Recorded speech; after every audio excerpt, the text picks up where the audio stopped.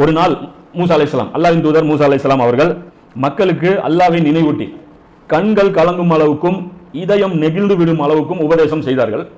செய்துவிட்டு திரும்பினார்கள். பயான் பண்றாங்க, பனி இஸ்ராயீல் கூப்பிட்டு எந்த அளவுக்கு உள்ளம் கலங்கும் அளவுக்கு அல்லாஹ்வை பற்றி மறுமை பற்றி எல்லாம் பேசி பயான் பண்றாங்க, போறாங்க.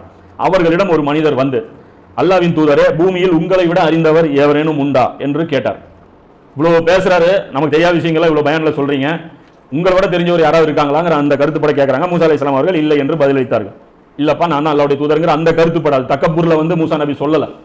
ஏன்னா அந்த தேதியில வந்து இல்முடைய அந்த வகை அவங்ககிட்ட தான் இருந்தது. ஆகவே மூசா அலைஹிஸ்ஸலாம் அவர்களை அல்லாஹ் கண்டித்தான். ஆனா அல்லாஹ் என்ன பண்றான்? கண்டிக்கிறான். ஏனெனில் மூசா அலைஹிஸ்ஸலாம் இதை பற்றிய அறிவு அல்லாஹ்வுக்கு உண்டு என பதிலளிக்காமல் இருந்தால் இவர் என்ன சொல்லி இருக்கணும் அப்படின்னா, என்னை விட இன்னொரு புத்திசாலி அல்லது என்னை விட ஒரு என் அறிவு இருக்கிறவன் வேற பகுதியில் வாழ்றானா இல்லையாங்கிற அந்த நாலேஜ் எனக்கு இல்லைன்னு சொல்லியிருக்கணும் அப்படிங்கிறது. அதான உண்மை.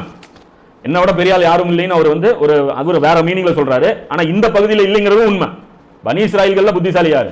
மூசா நபி. அதுல மாற்றுக்கிறதே கிடையாது. ஆனா உலகத்திலே யாரும் புத்திசாலி இல்லைங்கிறது கிடையாது. அது மாதிரி இது ஒரு சொல்லி அல்லாஹ் அவர் வந்து உணர்த்துறான். அல்லாஹ் மூசா அலைஹிஸ்ஸலாம் அவர்களிடம், இரு கடல்கள் சங்கமிக்கும் இடத்தில் என் அடியார்களில் ஒருவர் இருக்கிறார், அவர் உம்மை விட அதிகம் அறிந்தவர் அப்படின்னு சொல்லி சொல்றான். என் இறைவா, அவரை சந்திப்பதற்கு எனக்கு வழி ஏற்படுத்து. அது எப்படி என்று கேட்கிறாங்க. உடனே ஒரு மீனை வந்து கூடையில போட்டுக்கோங்க, அதை எடுத்துட்டு போங்க, அந்த எங்க அந்த மீனை தவற விடுறீங்களோ அந்த இடத்து தான் நீங்க வந்து அதுதான் உங்களுடைய மீட்டிங் பாயிண்ட் அப்படின்னு சொல்லி சொல்றாங்க. இவர் என்ன பண்றாரு? மூசா நபி, யூஷா பின் நூன் இருக்கிறார் இல்லையா, அவருடைய சஹாபி, பின்னாடி இவரும் நபி ஆகிறார். அவரையும் அடைச்சிக்கிட்டு ஒரு பாறைக்கு வந்து போறாங்க. அந்த இடத்துல போய் தங்குறாங்க, ஒரு பயணம் மேற்கொள்றாங்க. அந்த ஒரு பயணத்துல நீண்ட தூரம் போறாங்க. ஒரு பாறை வருது, அந்த இடத்துல இளைப்படுறாங்க. அது அங்க பாறையில இருந்துட்டு சொல்றாங்க, 2 கடல்கள் சந்தமிக்கும் இடத்தை அடையும் வரை நான் சென்று கொண்டே இருப்பேன் அல்லது என் பயணத்தை நீண்ட காலம் தொடர்வேன் என்று மூசா தமது ஊழியரிடம் கூறியதை நினைவூட்டுவீராக.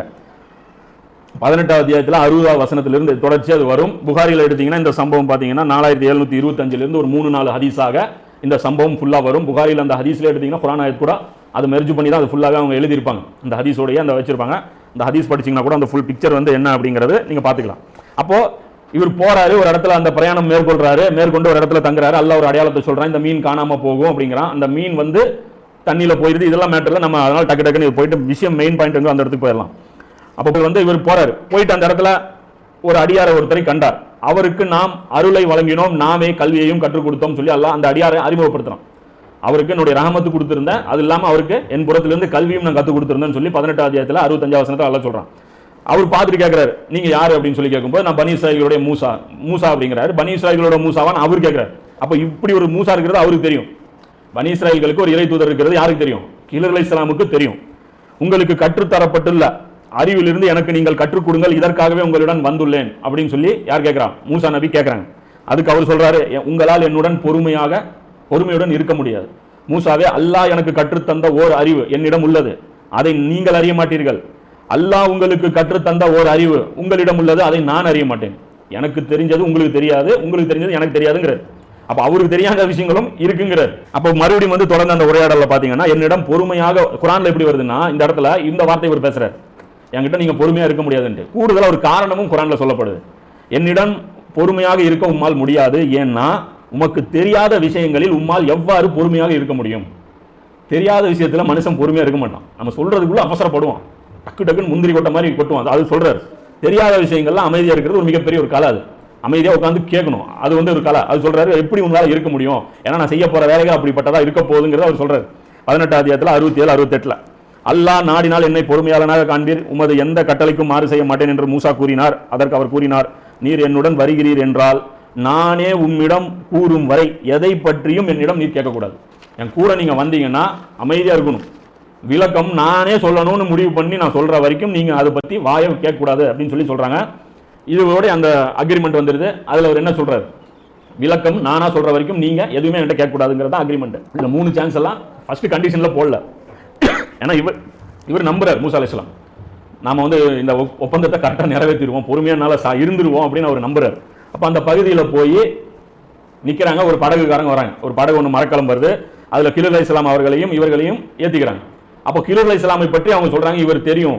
கிலர் அலைஹிஸ்ஸலாம் யாரு தெரியும்? அந்த கடல்ல வந்து அந்த படகுல பிரயாணம் பண்ணி வந்தவங்களுக்கு ஆல்ரெடி நோண்டு பர்சன், அவர் அறிஞ்ச ஒருத்தர் தான் யாரு? கிலர் அலைஹிஸ்ஸலாம். அவர் நல்லவருங்கிறதும் தெரிஞ்சு வச்சிருக்காங்க. பணமும் வேணான்னு சொல்லி தான் வாங்குறாங்க. நீங்க பணமே கொடுக்காதீங்க, நீங்க ஏறினா போதும் அப்படின்னு சொல்லி அவரை ஏத்திக்கிறாங்க. அவர் கொஞ்சம் தூரம் பிரயாணம் பண்ண உடனே அவர் என்ன பண்றாரு? இந்த படகுல இருந்து ஒரு பலகையை வந்து உடைக்கிறார். அப்போ மூசா அலைஹிஸ்ஸலாம் கேட்குறாங்க, கட்டணம் இல்லாமல் ஏற்றிக்கொண்ட இந்த மக்களின் மரக்கலத்தை ஓட்டையாக்கி விட்டீர்களே அப்படின்னு சொல்லி பதறாங்க. அப்போ ஃபர்ஸ்ட் கண்டிஷன், அதாவது ஃபர்ஸ்ட் வாட்டி அந்த வாக்குறுதியை கொடுத்த வாக்குறுதியை மாறு செய்கிறாரு.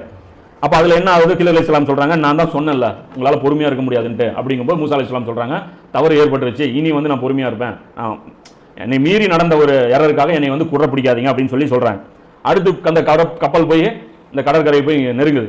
நெருங்கி அந்த இடத்துல போய் நிறங்கினோடனே ஒரு இளைஞன் ஒருத்தன் இருக்கிறான், அவனுடைய கழுத்தை பிடிச்சி இவர் என்ன பண்ணிடுறாரு, திருகி கொலை பண்ணிடுறாரு. கொலை பண்ண உடனே அந்த இடத்துல மூசா அலைஹிஸ்ஸலாம் கேட்குறாங்க, எந்த குற்றமும் செய்யாத ஒரு ஆத்மாவை நீங்கள் ஏன் இப்படி கொலை பண்ணுறீங்க? அது குழந்தை கிடையாது, அது இளைஞன் குலாமன்னு தான் இருக்குது, அது சின்ன பையன்லாம் கிடையாது. அப்போ அதில் வந்து அதாவது அவன் அந்த குழந்தையுடைய குற்றம், அந்த பையன் அந்த இளைஞனுடைய குற்றம் எதுவும் இல்லாத போது ஏன் கொலை பண்ணுறீங்கன்னு கேட்குறாங்க. இது ரெண்டாவது வாட்டி மூசா அலைஹிஸ்ஸலாம் அந்த கொடுத்த வாக்குறுதிக்கு மாற்றமாக கேள்வி கேட்குறாங்க. அப்போ மறுபடியும் ஒரு வார்னிங் கொடுத்து, இனி ஃபைனலாக ஒரு வார்னிங் வச்சுக்குவோம், அதுக்கப்புறம் நான் பேசுறேன் அப்படின்னா என்னை நீங்கள் விட்டுட்டு போயிருங்கன்னு சொல்லி மூசா அலைஹிஸ்ஸலாமே சொல்லிடுறாங்க. அடுத்தது அவங்களுடைய பிரயாணம் போகுது. அப்போ அடுத்தது அந்த விழுவதற்கு தயாரான நிலையில் ஒரு செவுரு இருக்குது அந்த இடத்துல, அது ஒரு பக்கம் இருக்குது. அந்த ஊருக்காரங்க கிட்ட போய் முதல்ல என்ன பண்ணுறாங்க, சாப்பாடு கேட்குறாங்க. ஏன்னா ஹோட்டல் சிஸ்டம் இதெல்லாம் இல்லாதனால உணவு விற்காது அந்த காலத்தில். அப்போ உணவு விற்காத காலகட்டத்தில் போய் ஒரு வீட்டில் போய் விருந்தாளியாக தங்கிடணும். திண்ணையில் போய் உட்காந்துக்கிட்டா அவன் போட்டே தான் அவனு 3 நாளைக்கு. இந்த திண்ணையில் வராதிங்க, அந்த திண்ணைக்கெல்லாம் கிடையாது, திண்ணை அதுதான் கட்டி வச்சிருப்பாங்க. நீ போய் உட்காந்துட்டீங்கன்னா செட்டிலாங்க, அங்கே நீ படுக்கிறதுக்கு எல்லாமே கொடுக்கணும், எல்லாமே கொடுக்கணும். வீட்டில் சேர்த்துணும்னு அவசியம் இல்லை, திண்ணையெல்லாம் உட்கார வச்சுருவாங்க. அப்போ இங்கே விஷயம் என்ன அப்படின்னா, அவங்க கேட்குறாங்க, அந்த ஊர்வாசிகள் என்ன பண்ணுறாங்க, அந்த குறைந்தபட்ச அந்த இது இருக்குல்ல, இந்த உபசரிப்பு அது கூட தெரியாத நாகரிகம் இல்லாத விதத்தில் அவங்களை என்ன பண்ணுறாங்க, இவங்களை வந்து விரட்டி விட்டுறாங்க, சாப்பாடு தர மாட்டேங்கிறாங்க. இவர் கோபத்திலே இருக்கிறார் யார், மூசா நபி. என்ன ஒரு பேசிக் பிரின்சிபல் கூட ஃபாலோ பண்ண மாட்டேங்கிறாங்க, ரொம்ப ஒரு கொடூரமானவங்களா இருக்காங்கிறாங்க. அந்த செவுரு வந்து அந்த ஊர்வாசிகளுடைய அந்த செவுரு அது உடைய போகுது.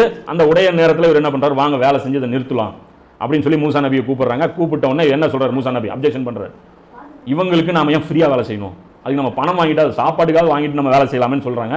அப்போ கிலர் அலைஹிஸ்ஸலாம் சொல்றாங்க, இதோட நம்மளுடைய அந்த அக்ரிமெண்ட் முடிஞ்சது, உங்களால் பொறுமையா இருக்க முடியாத விஷயங்களுக்கு நான் வந்து விளக்கம் சொல்லிடுறேன் அப்படின்னு சொல்லி சொல்றாங்க. இது 18ல 60லிருந்து 82 வரைக்கும் 22 வசனங்கள் இருக்கு. முதல் சம்பவத்தோட விளக்கம் என்ன அப்படின்னு பார்த்தீங்கன்னா, அந்த படகு வந்து ஒரு ஏழை மீனவர்களுடையது.